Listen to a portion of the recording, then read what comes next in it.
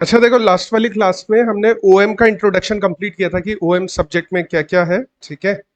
क्या क्या उसके फंक्शन है, क्या क्या नए ट्रेंड्स चल रहे हैं आजकल ओएम के अंदर।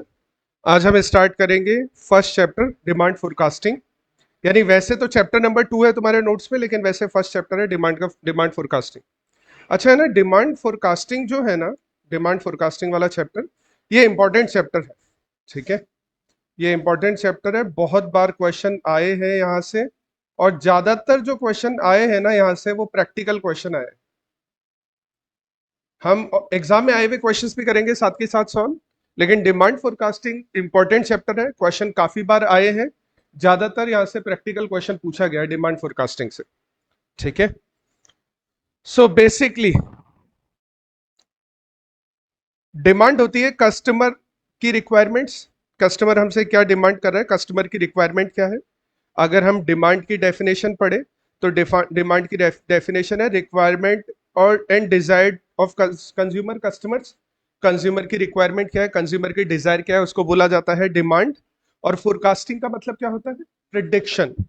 फ्यूचर के बारे में प्रिडिक्ट करना, अनुमान लगाना। ठीक है। तो फोरकास्टिंग की डेफिनेशन अगर पढ़ोगे तो फोरकास्टिंग की डेफिनेशन में है making prediction about future happenings.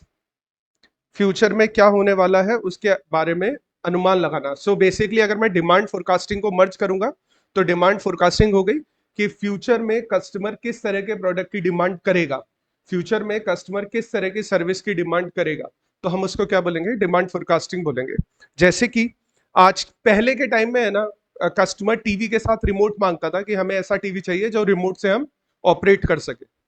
आज भी चलो रिमोट चलता है, लेकिन आजकल है ना स्मार्ट टीवी मांगने लगे कस्टमर कि हमें रिमोट से ऑपरेट होने वाला टीवी नहीं चाहिए, हमें बोलने से ऑपरेट होने वाला टीवी चाहिए, कि हम बोले और वो चैनल लगा के दे दे हमें। ठीक है। तो ये कस्टमर की रिक्वायरमेंट है, तो कस्टमर की रिक्वायरमेंट के अकॉर्डिंग प्रोडक्शन होगा। क्या फ्यूचर में ये बेस्ट टेक्नोलॉजी है क्या कि कस्टमर बोलेगा और टीवी का चैनल आ जाएगा?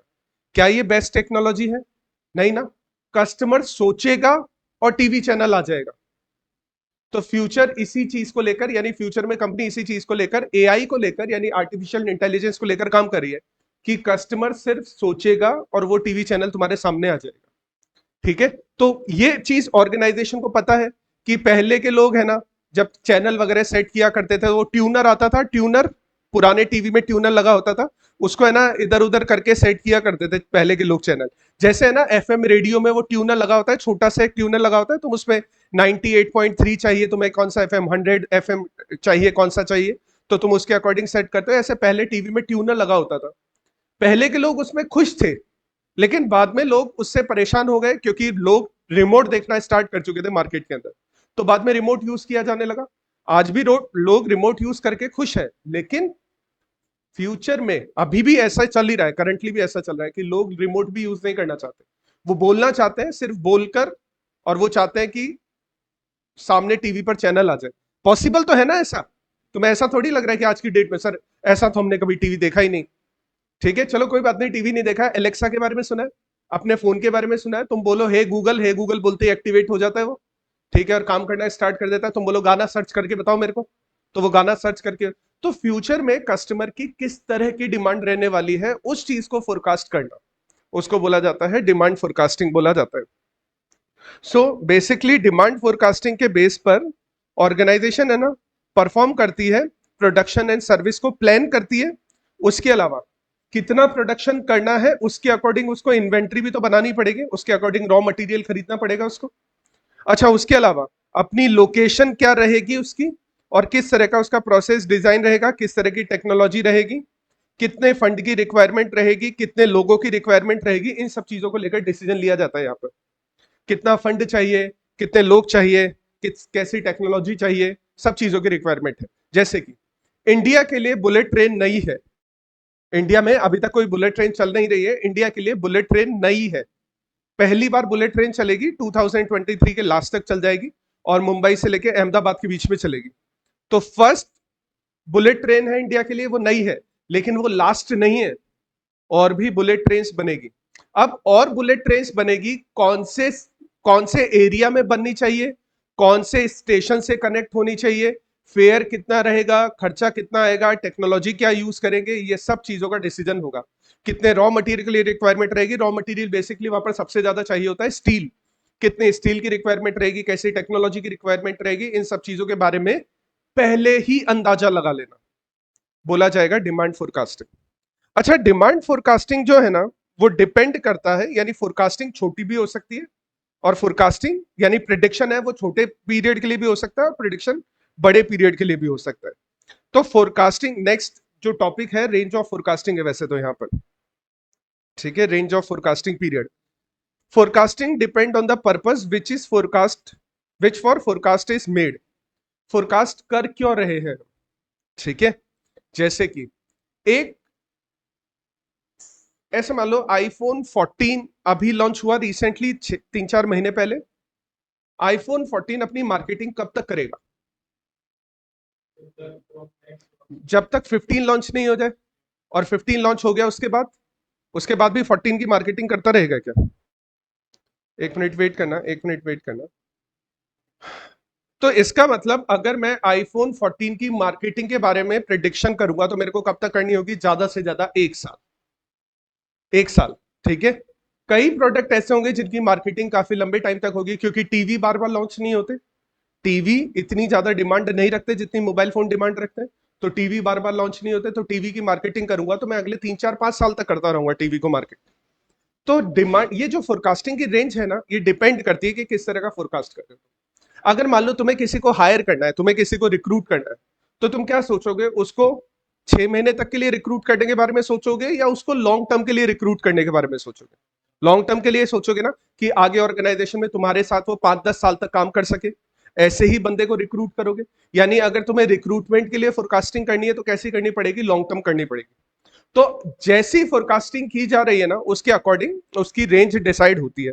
अब रेंज है ना, देखो यहाँ पे बोल रहा है कि रेंज जो वेरी करती है ना, वो 1 वीक से लेके बहुत सारे सालों तक वेरी कर सकती है। 1 वीक की भी हो सकती है, 2 वीक, 5 वीक, 10 वीक, ठीक है, 1 साल, 2 साल, कितनी भी हो सकती है।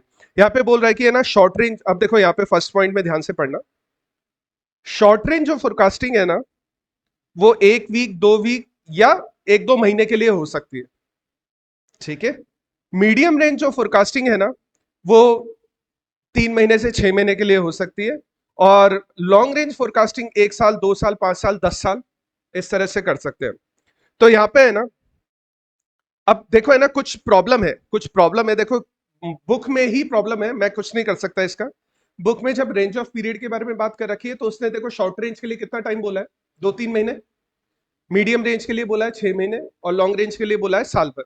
लेकिन ऐसा होता नहीं है एक्चुअली, के अंदर बुक में ही ये कॉन्ट्राडिक्शन है। ये जो कॉन्ट्राडिक्शन है ना, ये बुक में ही है। क्या है, ऊपर देखो शॉर्ट रेंज को क्या बोला है, 2 महीने, यहां पर शॉर्ट रेंज को क्या बोला है, 6 से 8 महीने,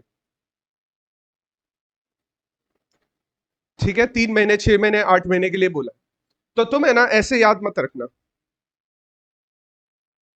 तुम ये याद रखना कि शॉर्ट रेंज जो होती है ना, वो 6 महीने के लिए होती है,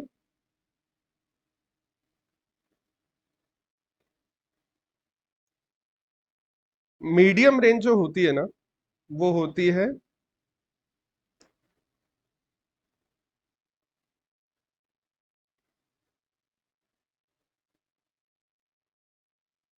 2 साल तक, और लॉन्ग रेंज जो होती है ना, वो मोर देन 2 इयर्स के लिए होती है।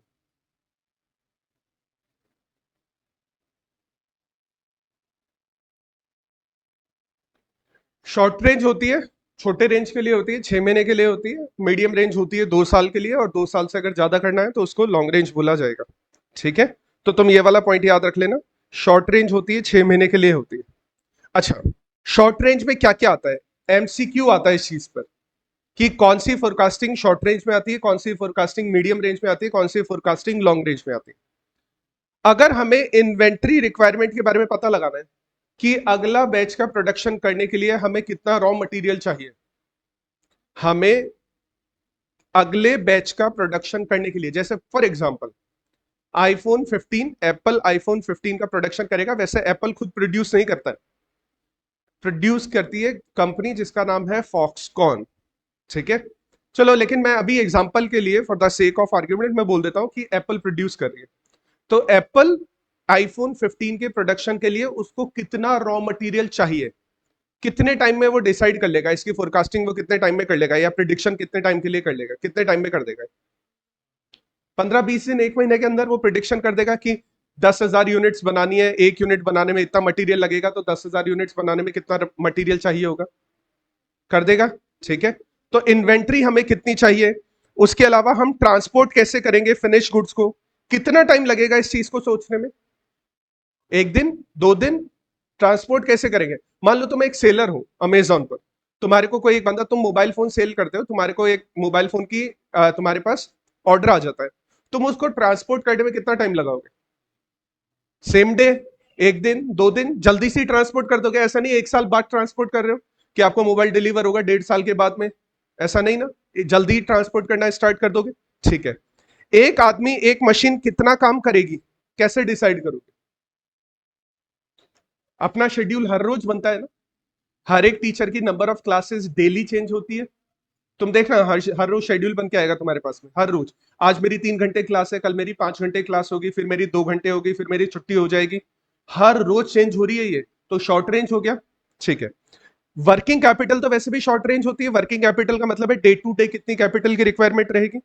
अच्छा, प्रोडक्शन रन, कितने सेटअप लगाने हैं हमें, कितनी क्लासेस स्टार्ट करनी है, जैसे कि क्या तुम्हें पता है क्या कि जून में नंबर ऑफ स्टूडेंट कम होते हैं, तुम जून के स्टूडेंट हो, जून में नंबर ऑफ स्टूडेंट कम होते हैं, दिसंबर में नंबर ऑफ स्टूडेंट ज्यादा होते हैं, पता है ये बात तुम्हें?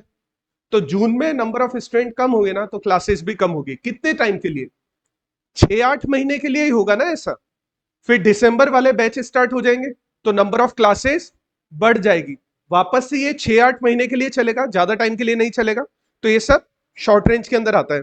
कितना सेल्स होगा, उसके अलावा ओवर टाइम कितने की जरूरत पड़ेगी, कि हमें कितना ओवर टाइम करवाना पड़ेगा, इन सब चीजों के लिए शॉर्ट रेंज फोरकास्टिंग चलती है।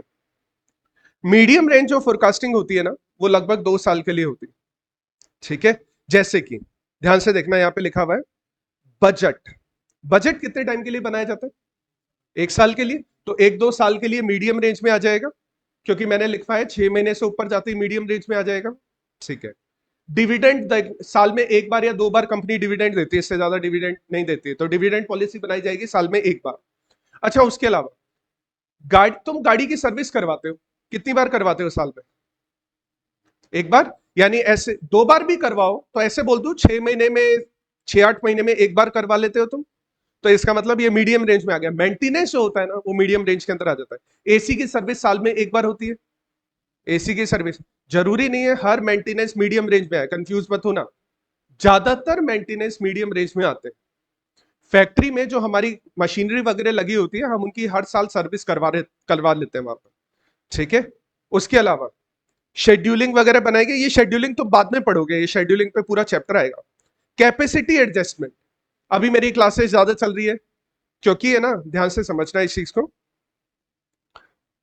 जैसे कि मैं कैसे बताऊं तुम्हें एग्जांपल देके, अ,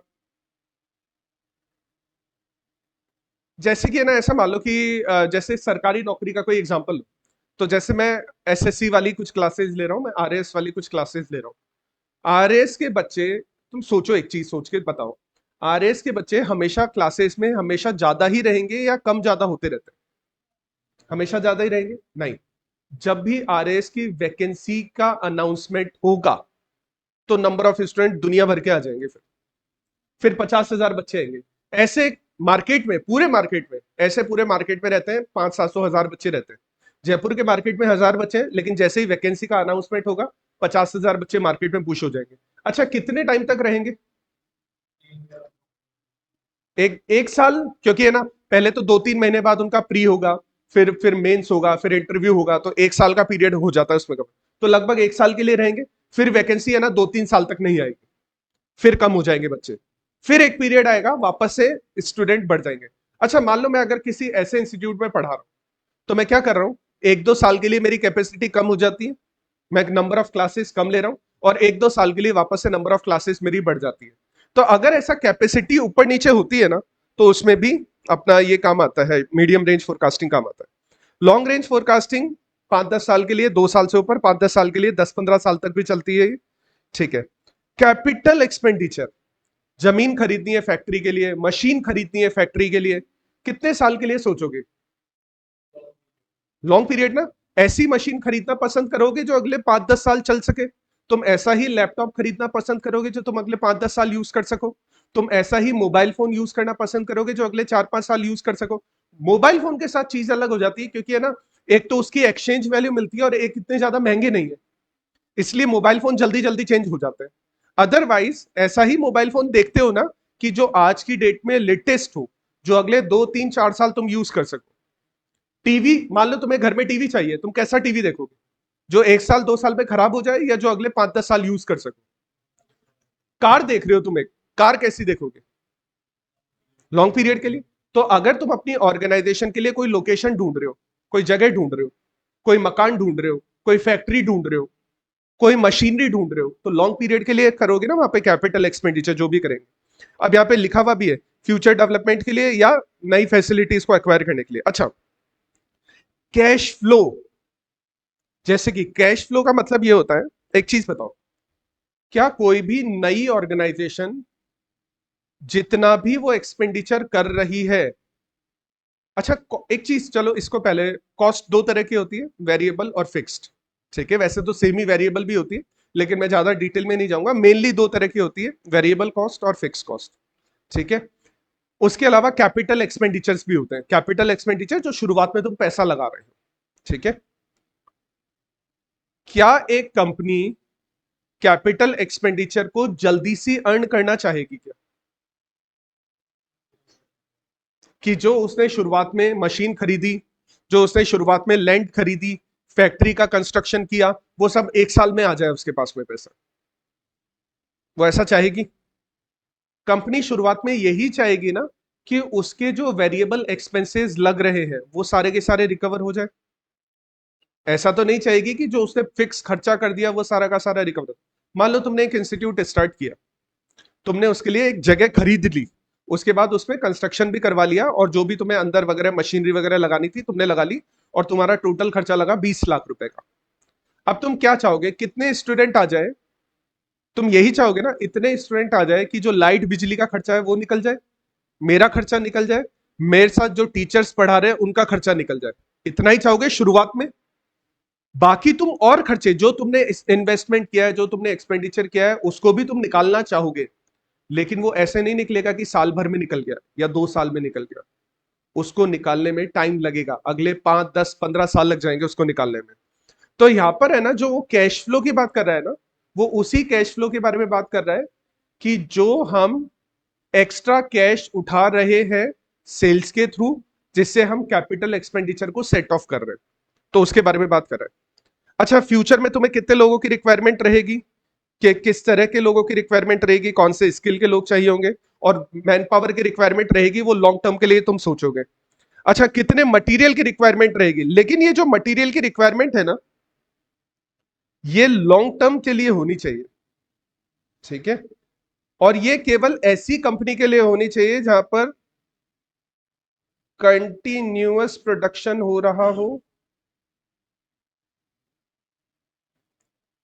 एक ही वैरायटी का,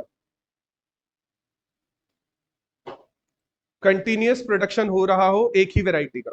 जैसे कि मैं तुम्हें एक एग्जांपल देता हूं, पार्ले, पार्ले की इंडिया में बहुत सारी फैक्ट्रीज है।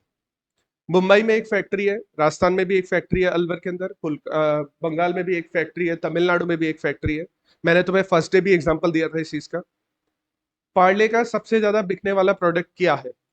पार्ले जी, पार्ले जी, पार्ले जी का जो प्रोडक्शन होता है ना, वो सारा का सारा प्रोडक्शन होता है मुंबई वाली फैक्ट्री का। पार्ले दुनिया में सबसे ज्यादा बिस्किट, सबसे बड़ी कंपनी है बिस्किट बेचने वाली पूरी दुनिया में। क्यों पूरी दुनिया में सबसे बड़ी कंपनी है? क्योंकि दुनिया की आधी पॉपुलेशन तो इंडिया और चाइना में ही रहती है। दुनिया की आधी पॉपुलेशन, यानी इंडिया और चाइना एक तरफ, रेस्ट ऑफ द वर्ल्ड एक तरफ। तो अगर आधी पॉपुलेशन हमारे पास में ही है, इंडिया चाइना यानी एशिया के अंदर ही है, तो अगर एशिया की कोई सबसे बड़ी कंपनी होगी ना, तो वो दुनिया की भी सबसे बड़ी कंपनी होगी। अगर कोई एशिया की सबसे बड़ी कंपनी है तो दुनिया की भी सबसे बड़ी कंपनी होगी। क्योंकि उसके पास एशिया का इतना बड़ा मार्केट है। अब एशिया का सबसे बड़ा मार्केट पार्ले जी के पास है। पार्ले चाइना में भी बेचता है, इस तरफ पाकिस्तान अफगानिस्तान इस तरफ भी बेचता है, श्रीलंका बांग्लादेश सब तरफ बेचता है पार्ले अपना प्रोडक्ट।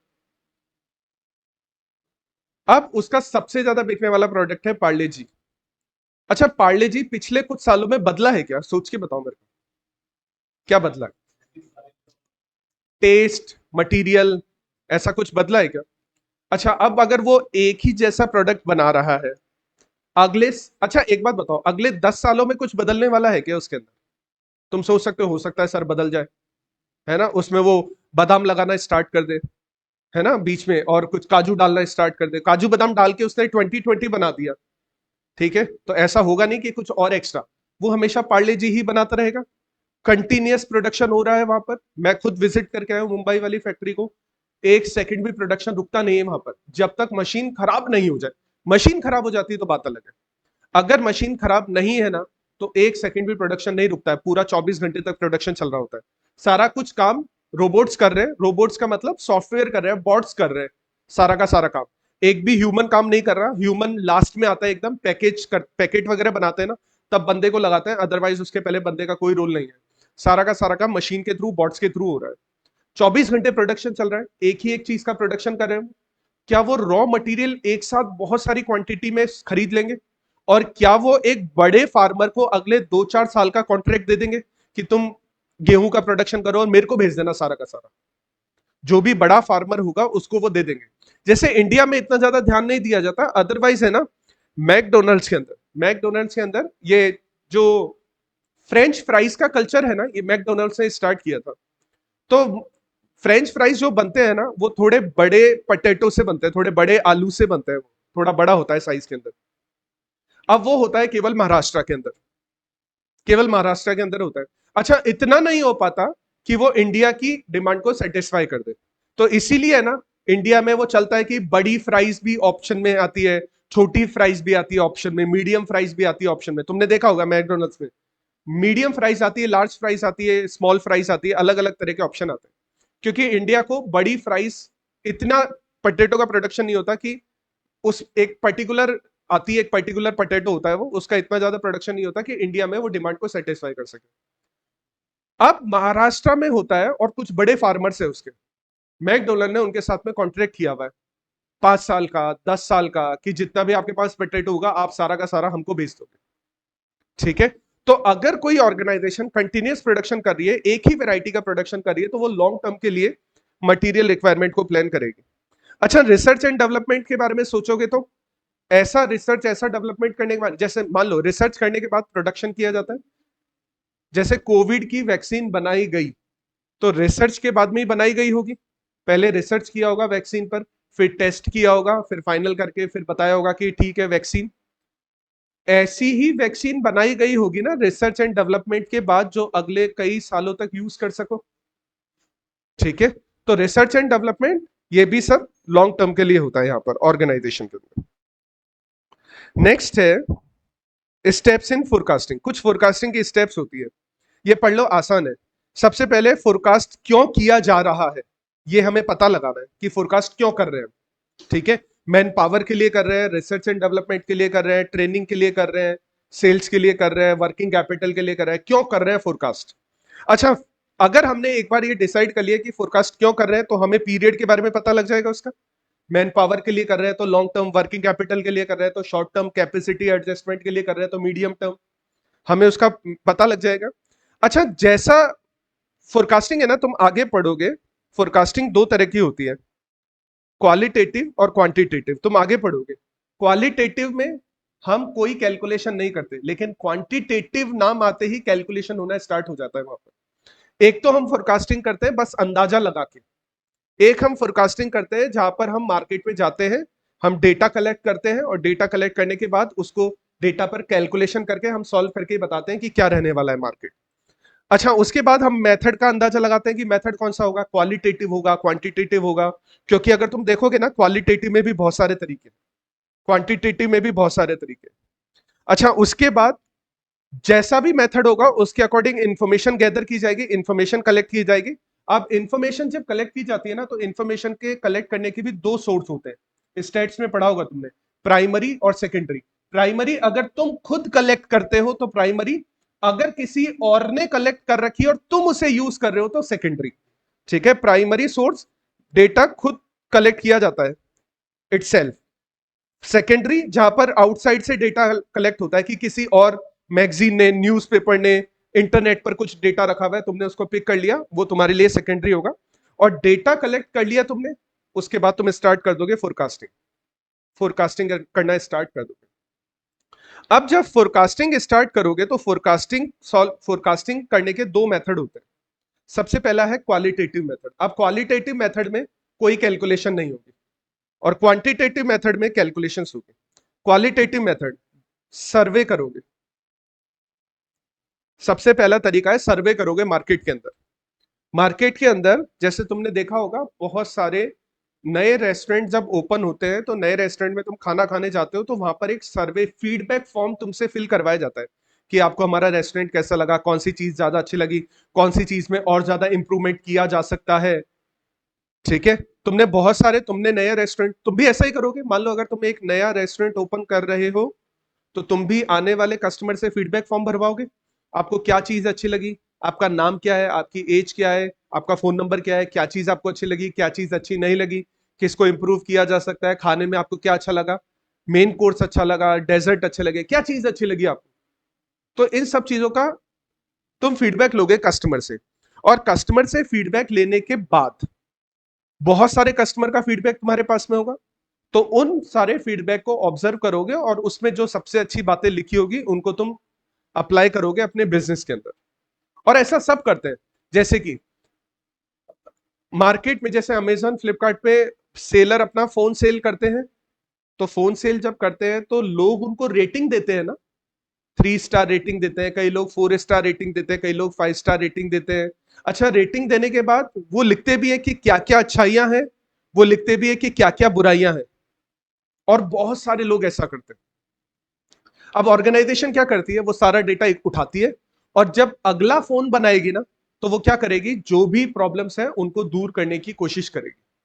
ठीक है, तो एक तो ये तरीका होता है कि तुम बायर का इंटेंशन जानते हो, उसका फीडबैक लेते हो, उसकी एक्सपेक्टेशन को समझकर तुम डिसाइड करते हो। दूसरा तरीका है कलेक्टिव ओपिनियन। अच्छा, कलेक्टिव ओपिनियन में एक एक चीज सोचो, बायर तुम्हें ऐसा बोल रहा है या तुम्हारा कस्टमर तुम्हें एक पर्टिकुलर प्रोडक्ट बनाने को बोल रहा है, क्या उस पर्टिकुलर प्रोडक्ट को बनाने के लिए तुम्हारे पास रिसोर्सेज भी अवेलेबल है, क्या तुम्हारे पास में लोग भी अवेलेबल है, क्या तुम्हारे पास में ऐसे स्किल वाले बंदे हैं, क्या तुम्हारे पास में प्रॉपर फंड अवेलेबल है, क्या सब कुछ सोचोगे ना तुम।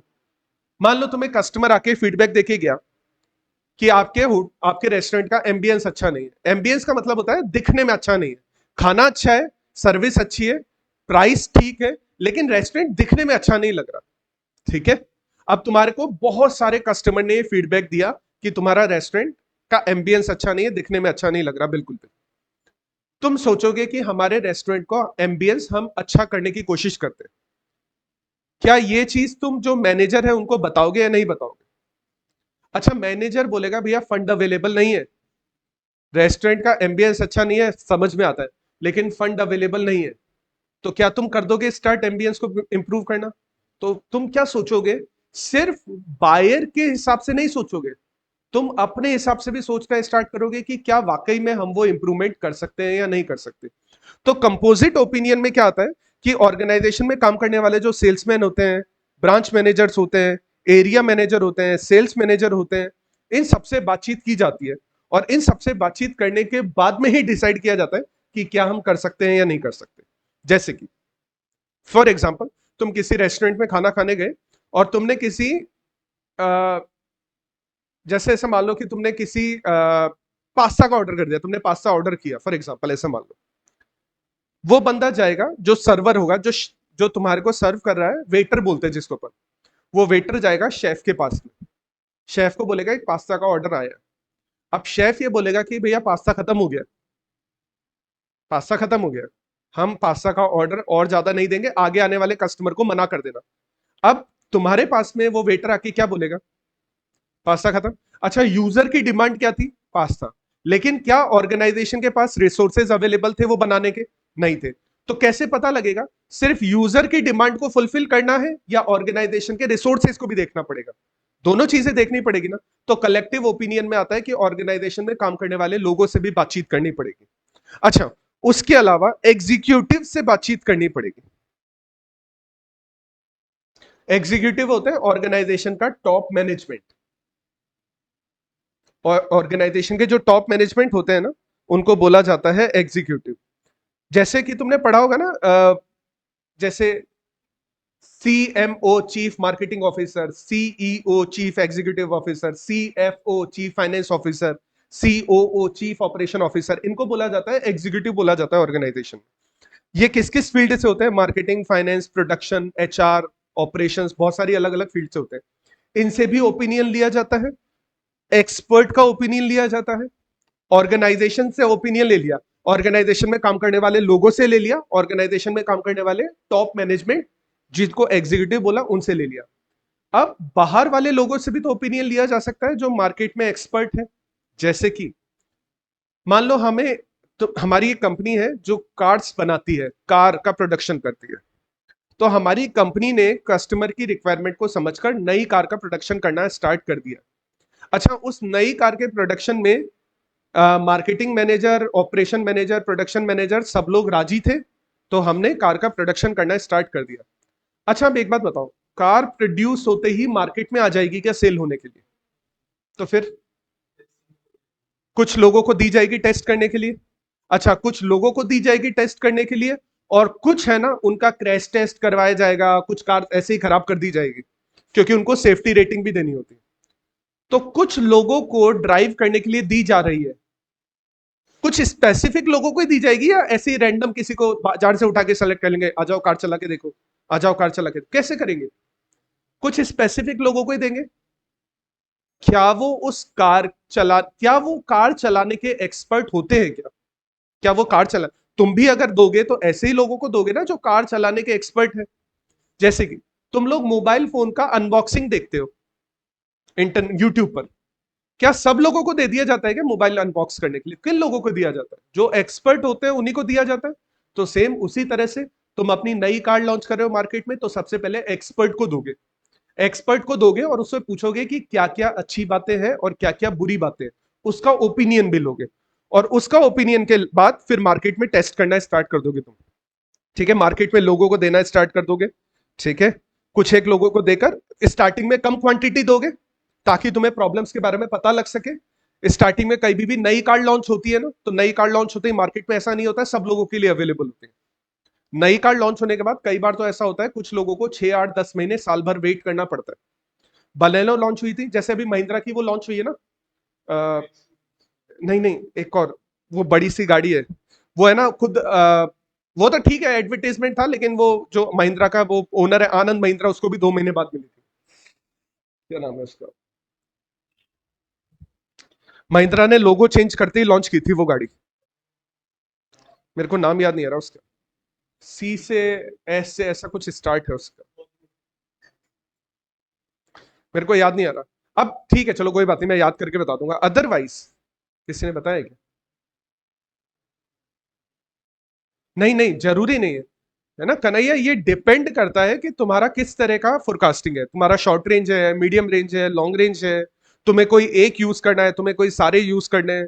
मान लो तुम्हारी एक किराने की दुकान है, तुम ही एग्जीक्यूटिव हो, तुम ही एक्सपर्ट हो, सब चीजें तुम ही कर रहे हो, तो फिर तुम्हें इधर उधर करने की रिक्वायरमेंट नहीं होती। ठीक है, तुम्हें फिर सोचना नहीं पड़ता है। जैसे कि एक चीज, चलो एक और एग्जांपल ले लो, एक्सपर्ट ओपिनियन का एक और एग्जांपल। मान लो मेरे को इन्वेस्टमेंट करना है। इन्वेस्टमेंट एक तरीका तो यह है कि मैं खुद का डिसीजन खुद लेके मार्केट में जाके कुछ पैसा शेयर मार्केट में डाल दूं, कुछ पैसा गोल्ड में डाल दूं, कुछ पैसा रियल एस्टेट में डाल दूं। तुम्हें पता है ना रियल एस्टेट में 100 रुपए 200 रुपए भी डाले जा सकते हैं। रियल एस्टेट में, रियल एस्टेट का मतलब होता है लैंड बिल्डिंग। ठीक है, उसमें 100 रुपए का लैंड भी खरीद सकते हो तुम। जैसे म्यूचुअल फंड में होता है, तो म्यूचुअल फंड में क्या होता है, बहुत सारे लोग मिलकर, जैसे मैंने 500 रुपए दिए, तुम सब लोगों ने 500 रुपए दिए, और भी बहुत सारे लोगों ने दिए, 5 लाख रुपए इकट्ठे हो गए, तो एक कंपनी को वो 5 लाख रुपए दे दिए, तो वो कंपनी इन्वेस्ट कर रही है मार्केट के अंदर। तो लैंड में भी ऐसा इन्वेस्टमेंट हो सकता है। मैं 500 रुपए दे रहा हूं, तुम लोग 500 रुपए दे रहे हो, बहुत सारे लोग मिलकर 500 रुपए दे रहे हैं, तो एक 50 लाख रुपए का बैंक के पास में फंड इकट्ठा हो गया। बैंक उस 50 लाख रुपए के फंड को मार्केट में इन्वेस्ट कर देगा, उससे वो जमीन वगैरह खरीद लेगा, फ्लैट वगैरह खरीद लेगा, फिर उनको ऊंचे भाव पर बेच देगा। फिर मेरे जैसे 500 रुपए का इन्वेस्टमेंट किया था तो मेरे को उसके अकॉर्डिंग रिटर्न मिलता रहेगा। तो ऐसा होता है। तो मैं डिसाइड कर सकता हूं कि मेरे को कितना पैसा शेयर में डालना है, कितना पैसा बॉन्ड में डालना है, कितना पैसा गोल्ड में डालना है। क्या इसके एक्सपर्ट भी होते हैं क्या? इसके एक्सपर्ट भी होते हैं ना, जो म्यूचुअल फंड कंपनी में काम करते हैं, जो फाइनेंस कंपनी में काम करते हैं। वो भी तो मेरे को राय दे सकते हैं कि आप इतना पैसा शेयर मार्केट में डालो, इतना पैसा गोल्ड मार्केट में डालो। वो भी तो मेरे को बता सकते हैं सब चीजें। तो एक्सपर्ट का ओपिनियन लेके फिर मार्केट टेस्ट करना स्टार्ट कर देते हैं। और क्वांटिटेटिव में दो तरह के मेथड होते हैं। हम इन दोनों तरह के मेथड्स को पढ़ेंगे। एक होता है रिग्रेशन मेथड और एक होता है time series method, time series analysis. तुम लोग फाउंडेशन करके आए हो अभी अभी? फाउंडेशन करके आए हो सब लोग अभी अभी रिसेंटली? इंटर का एग्जाम दिया था तुमने, लेकिन फाउंडेशन कर लिया था ना? ये दोनों टॉपिक फाउंडेशन में आ जाते हैं। रिग्रेशन, कोरिलेशन रिग्रेशन भी आ जाता है फाउंडेशन में, और उसके अलावा टाइम सीरीज भी फाउंडेशन में आ जाता है। ठीक है। और फाउंडेशन नहीं भी करके आए हो ना तो बीकॉम में आ जाता है, स्टेट्स के अंदर आ जाते हैं। तो दो मेथड है हमारे पास में क्वांटिटेटिव में, एक तो है रिग्रेशन और एक टाइम सीरीज। तो हम स्टार्ट करेंगे आज थोड़ा सा रिग्रेशन मेथड का बेसिक। ठीक है।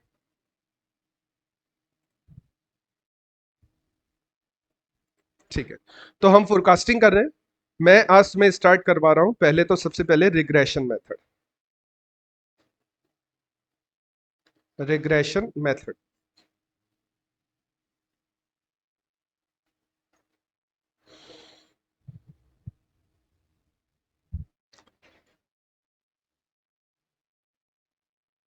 ठीक है। अच्छा, क्या तुम लोगों ने ये ध्यान दिया है कि स्टेट्स में रिग्रेशन से पहले कोरिलेशन पढ़ना पड़ता है? स्टेट्स में कोरिलेशन रिग्रेशन एक साथ आता है ना चैप्टर। तो तुमने कभी ऐसा सोचा है क्या कि रिग्रेशन पहले क्यों नहीं पढ़ाते, पहले कोरिलेशन ही क्यों पढ़ाते हैं? रिग्रेशन बाद में, पहले भी तो पढ़ा सकते हैं, कोरिलेशन बाद में पढ़ा दे। लेकिन ऐसा हो नहीं सकता। पहले हमेशा कोरिलेशन पढ़ाना पड़ता है, फिर हमेशा रिग्रेशन पढ़ाना पड़ता है। कारण मैं बता देता हूं क्यों ऐसा क्यों होता है। सबसे पहले रिग्रेशन को अगर समझना है ना तो हमें थोड़ा सा कोरिलेशन समझना पड़ेगा। रिग्रेशन अगर हमें समझना है ना, वैसे कोरिलेशन की स्पेलिंग ये गलत है, ठीक है, लेकिन ठीक है, हमें स्पेलिंग से लेना देना नहीं है फिलहाल के लिए। हमें कोरिलेशन समझना पड़ेगा कि कोरिलेशन क्या होता है। क्या तुम में से कोई भी मेरे को कोरिलेशन की डेफिनेशन बता सकता है क्या कि कोरिलेशन क्या होता है?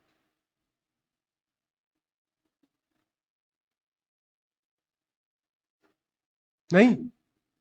तुम लोग अभी पढ़ के आए हो, 2 महीने भी नहीं हुए, और एग्जाम में तो 15 दिन भी नहीं हुए अभी तुम्हारे। एग्जाम वाले दिन भी तो पढ़ा होगा तुमने बैठ के ये सब चीजें। कोरिलेशन क्या होता है?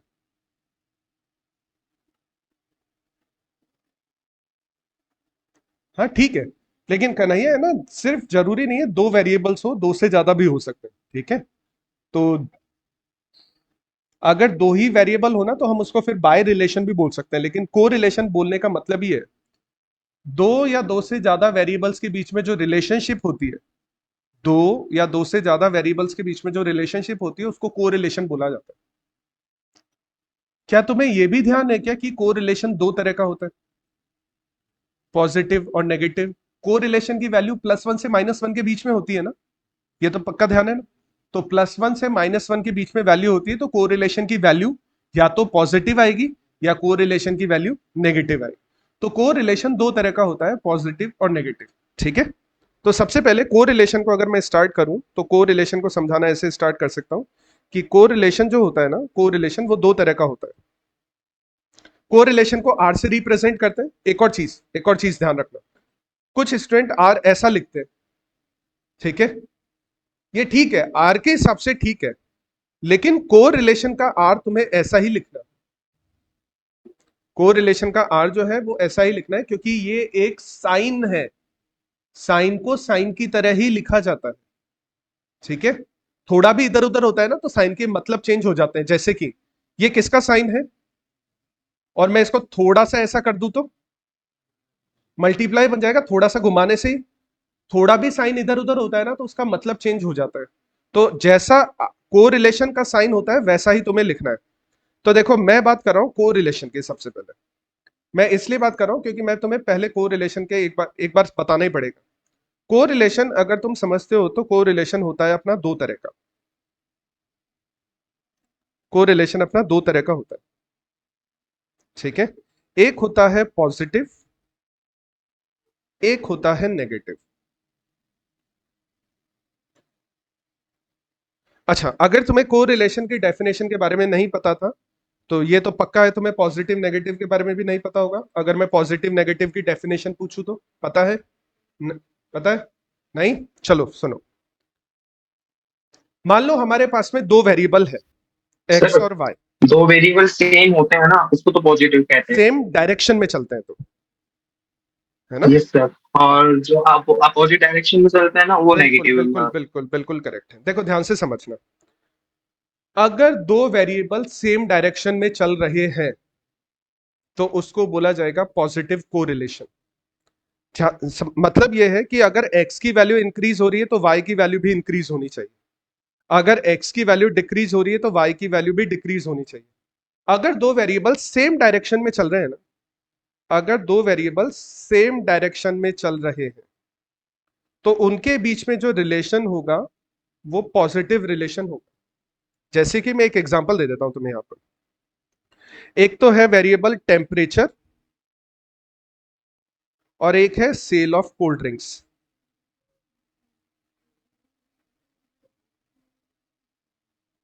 अच्छा एक बात बताओ, अगर टेम्परेचर बढ़ेगा तो कोल्ड ड्रिंक की सेल बढ़ेगी या कम हो जाएगी?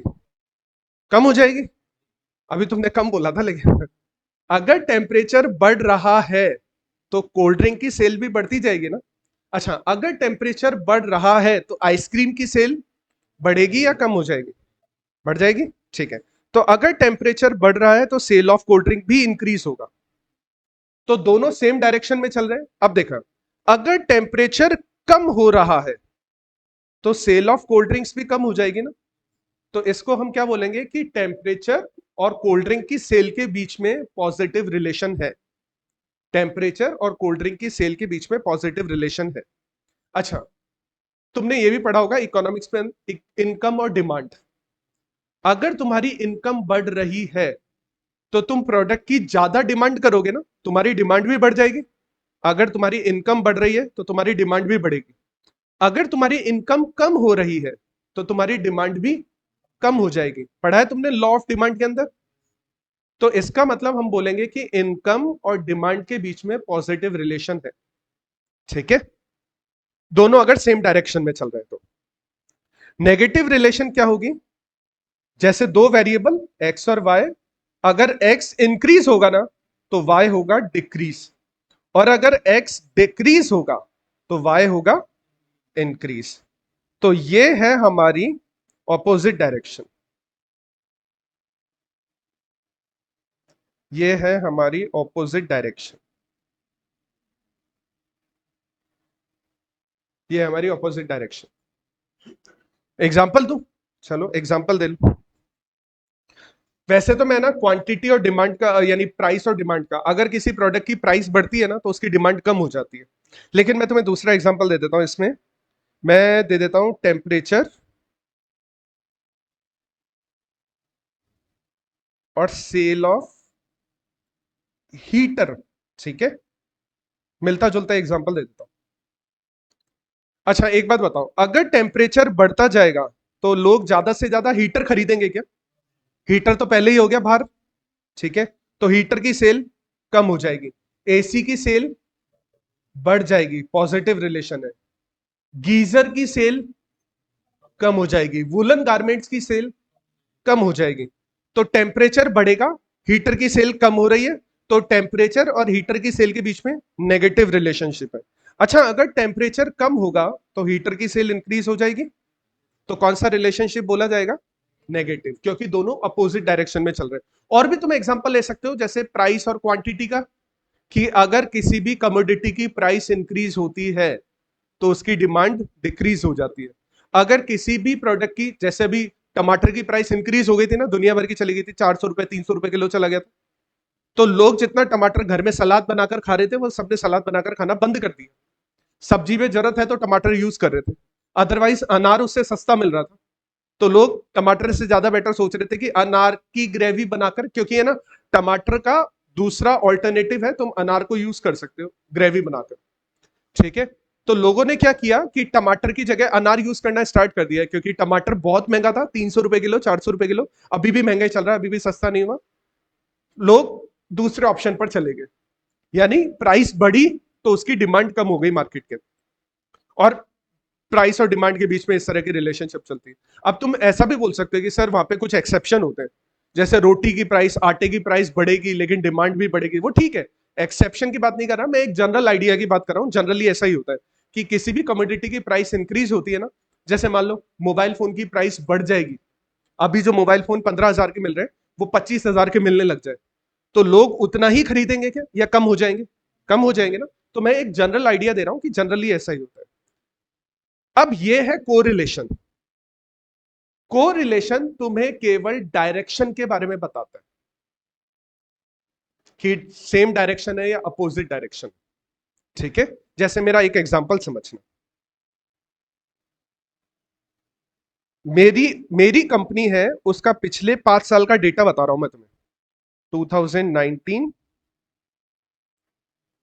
2020, 2021, 22 और 23, 5 साल का डेटा बता रहा हूं मैं तुम्हें। और मेरी कंपनी के 5 साल की सेल का डेटा है। सेल्स हो रही है, 20 लाख रुपए की सेल हुई 2019 में, 2020 में 38 लाख रुपीस की सेल हुई, 2021 में 49 लाख रुपीस की सेल हुई, 2022 में 73 लाख की सेल हुई, और 2023 में 87 लाख की सेल हुई। ठीक है। क्या तुम ये अंदाजा लगा सकते हो क्या कि 2024 में सेल इंक्रीज होगी या डिक्रीज होगी? कैसे अंदाजा लगा पा रहे हो? पिछले 5 साल के रिकॉर्ड को देख रहे हो, हर साल सेल इंक्रीज होती जा रही है, तो तुमने ये अंदाजा लगाया कि इस साल भी हमारी सेल क्या होने वाली है। ध्यान से देखना कैसे, साल बढ़ रहा है तो सेल भी बढ़ रही है, पॉजिटिव डायरेक्शन। साल बढ़ा, सेल बढ़ी, साल इंक्रीज हुआ, सेल भी इंक्रीज हुई। अभी साल हमने इंक्रीज कर दिया तो हमारी सेल इंक्रीज होगी। क्या तुम ये अंदाजा लगा पा रहे हो कि इस साल यानी 2024 में हमारी सेल इंक्रीज होने वाली है? अंदाजा लगा पा रहे हो? दिस इज कोरिलेशन, क्योंकि तुम अंदाजा लगा रहे हो कि डायरेक्शन क्या रहने वाली है। अच्छा, क्या तुम ये भी बता सकते हो क्या कि वो सेल कितनी होगी? 90 लाख होगी, 95 लाख होगी, 100 लाख होगी, 110 लाख होगी? क्या तुम ये भी बता सकते हो?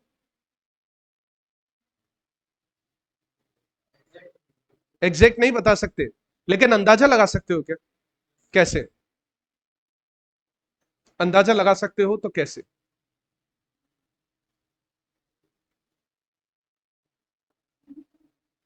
बताओ कैसे अंदाजा लगाओगे? अंदाजा लगा सकते हो? वो जो अंदाजा लगाओगे ना, उसके लिए काम आता है रिग्रेशन। कोरिलेशन केवल डायरेक्शन बता रहा है तुम्हें, कोरिलेशन क्या बता रहा है? अगले साल सेल इंक्रीज होगी। अच्छा, 2025 में सेल इंक्रीज होगी या डिक्रीज होगी? इंक्रीज होगी। उसके अगले साल इंक्रीज होगी। अच्छा, हो सकता है एक्चुअली में इंक्रीज नहीं हो, क्योंकि ये सब चीजें कंडीशन पे डिपेंड करती है कि आगे आने वाले टाइम का मार्केट कैसा रहने वाला है। ये सब चीजें कंडीशन पे डिपेंड करती है। मैंने 2020-2021 में सेल बढ़ा दी थी, जबकि उस टाइम कोविड चल रहा था। हो सकता है उस टाइम सेल कम हो जाए, तो आगे आने वाले मार्केट के बारे में कुछ नहीं कहा जा सकता। लेकिन अगर हम पिछले सालों को ऑब्जर्व करें तो हमारी सेल हर साल इंक्रीज होती भी जा रही है। तो 2024 में भी इंक्रीज होगी, 25 में भी इंक्रीज होगी। ये जो इंक्रीमेंट हो रहा है, ये जो डायरेक्शन पता लग रही है ना, ये हमें कोरिलेशन से पता लगती है। लेकिन उस डायरेक्शन की वैल्यू क्या होगी, इसका अगर हमें अंदाजा लगाना है तो हम यूज करते हैं रिग्रेशन। पहले हमें पता लगाना होता है डायरेक्शन, फिर हमें पता लगानी होती है उसकी वैल्यू। इसीलिए पहले पढ़ा जाता है कोरिलेशन, उसके बाद पढ़ा जाता है रिग्रेशन। तो कोरिलेशन से हम क्या अंदाजा लगा सकते हैं कि डायरेक्शन क्या है, लेकिन उस डायरेक्शन से हम कहां पर पहुंच रहे हैं इसका अंदाजा हमें लगाना है। इसकी अगर फोरकास्टिंग करनी है तो हम यूज क्या करेंगे, हम यूज करेंगे रिग्रेशन एनालिसिस। ठीक है, तो तुम्हें समझ में आया कि कोरिलेशन रिग्रेशन का क्या यूज होता है फोरकास्टिंग के अंदर। कोरिलेशन से हम डायरेक्शन का पता लगा सकते हैं, लेकिन रिग्रेशन से उस डायरेक्शन से वैल्यू कहां तक पहुंच रही है ये भी हम पता लगा सकते हैं। ठीक है, तो ये है हमारा एक तरह से कोरिलेशन रिग्रेशन का थोड़ा सा बेसिक। कल हम स्टार्ट करेंगे, देखो आज तो टाइम नहीं है, लेकिन कल हम स्टार्ट करेंगे रिग्रेशन के मेथड्स। और रिग्रेशन के तुमने पढ़ा भी होगा कि रिग्रेशन के दो तरह के मेथड होते हैं। एक जिसको कार्ल पियर्सन मेथड बोला जाता है, जो होता है, याद दिला देता हूं मैं तुम्हें थोड़ा बहुत, x minus x bar is equal to b x y, y minus y bar, ऐसा करके मेथड होता है।